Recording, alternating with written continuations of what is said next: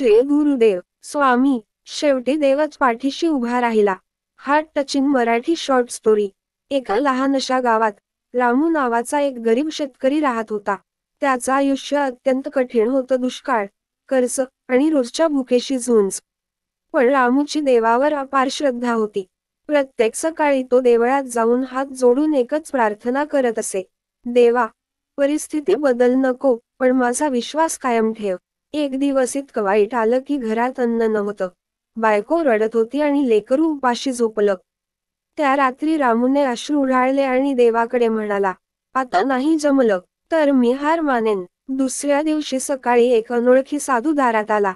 त्याला जेवायला विचारलं आणि रामूने उरलेला अन्नाचा तुकडाही दिला.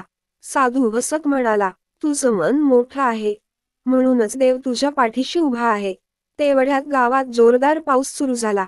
वर्षभराने शेत हिरवळीनं फुललं, कर्ज फेटलं आणि घरात पुन्हा हसू परतलं. शेवटी काय शिकलो? देव आपल्या मागे उभा असतोच. फक्त आपली श्रद्धा आणि माणुसकी कधीही सोडायची नाही. धन्यवाद मित्रांनो. कथा कशी वाटली नक्कीच कमेंट करून सांगा.